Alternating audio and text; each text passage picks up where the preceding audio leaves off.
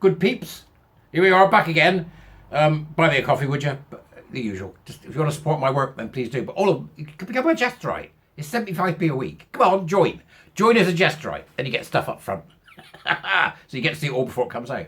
I love it because people then post it. The Jesterites are posting stuff going, oh, this was good. And then people underneath going, I can't see it. And I'm responding with, it's 75p a month, a week. 75p a week. Join and become a Jesterite. That's the best way you can help me. It's my birthday coming up. Join and become a Jesterite. Or better still, if you want to give me a big birthday present, come and be a bloody warrior teacher. Right, what we got today? Today we have James S's writing in the Torygraph. And with a lovely picture of Kathleen Stock, for some reason. Why they haven't got a picture of the lovely James S's is beyond me. But it's a lovely picture of, look, Kathleen Stock. Very odd, isn't it? Britain is now leading the world on transgender sanity. Now, very interesting this week, because this week I've been teaching my American and Canadian folk, you know, the warrior teachers from Canada and America. And they said the same thing. Britain is leading the world against this lunacy. So Britain is now leading the world on transgender sanity. It's all insanity. There's no such thing as transgender. We'll stop this nonsense. Too many have suffered appalling levels of abuse for simply stating biological facts. NHS England are finally listening. Careful. I'm not convinced. But then I'm going to remain cynical because they're still getting access to 16-year-old boys, and that needs to be stopped. That needs to be stopped. So let's move. We'll go on and see what they say, right? At long last, the adults have re-entered the room. Safeguarding of vulnerable children is back at the forefront of British healthcare. It's not, James. I'm very sorry, but it's not at the forefront. If it was at the forefront, the 16-year-olds wouldn't be getting it. Anybody under 18 now would cease immediately. It's not at the forefront. It might be making a slow climb through the window, but it's not at the forefront. It's nowhere near strong enough because it should also safeguard vulnerable adults.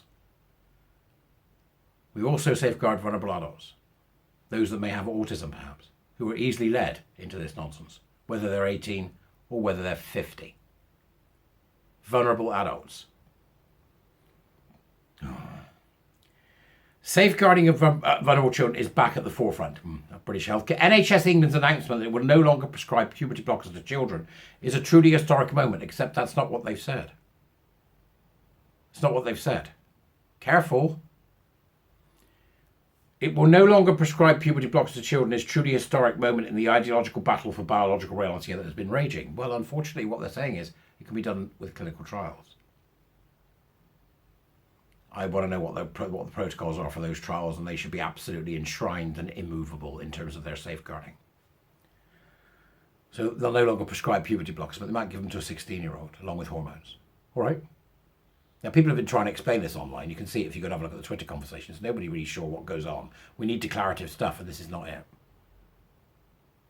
We need a declarative ward instead. What it really needs to say is NHS England has said that they have ceased all practice of so-called gender medicine. End of story. That's the headline I'm waiting for. And then we just go back to psychological care. We don't need new units. We don't need a separate gender medicine unit because there is no such thing, except when you are after the event and you've damaged yourself irreparably, as we saw from the heartbreaking stories from detransitioners on Detransitioners Day the other day. Detransitioners Awareness Day. Heartbreaking. This decision, says James, should have been taken much sooner. We have known about the experimental nature and potential serious risk of puberty blockers for some time now. Disruption to brain development as seen by Dr. P, who's still doing her analysis on WPATH, and bone growth, untold social effects. A slippery slope to greater medicalisation, including cross-sex hormones and potential infertility. The detransitioner has been left emotionally scarred. This is not to even mention the young men, when they get to 18, 19, who start practicing their fannying about with various bits of clothing and developing nice little fetishes for themselves. Stupid sods. With their city porn. Morons. A slippery slope to greater medicalisation. There has never been anything fully reversible about this medication. Contrary to claims made by some trans activists, the fact that up until now, children have been able to take puberty blockers but not able to drink a pint of beer, purchase a lottery ticket or vote in an election is absolutely ludicrous. Couldn't agree with you more, James. Couldn't agree with you more. Adolescents have felt uncomfortable in their bodies and changes they go through as part of puberty since time immemorial. The answer has always been acceptance, reassurance, and the natural passage of time. And that's the only answer. The answer that never should have been to sell a lie to children that they can simply block their puberty and change their sex, a biological impossibility. Failure rate of this nonsense is 100%. No matter what Windy Bouillabaisse or who else, who's been out, Andrew Long Chew or whatever, or Long Boo, whatever her name is, and Alok Long Schlong. What's his name? Bader Ginsburg. I don't know. Right? They're all mad. Stop talking to these nutters. NHS England. Oh, sorry. Right? For clinicians to have ever suggested to children that the answer lay in changing their bodies flies in the face of the Hippocratic Oath to firstly do no harm. Non nocere, I believe, in Latin. Firstly, do no harm. NHS England have stated that they will allow puberty blockers to be used in the context of clinical trials only. If this is what will take to evidence the dangers of this medication and rid them from our country once and for all, then this is a concession we should be prepared to live with. I'm not convinced, James. We don't need this. What they're doing, right, the puberty blockers, believe it or not, and this is going to sound really weird, are utterly immaterial.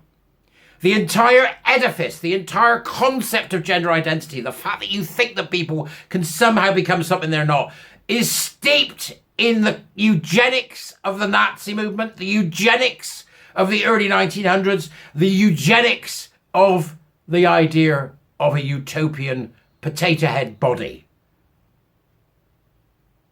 We don't need clinics that pamper to this. We don't need clinical experiments to tell us that experimenting on people like this is wrong. And we don't need some kind of reference document to tell us that people, no matter how old they are, who want to damage their body to the extent where they will carry out genital mutilation, are ill.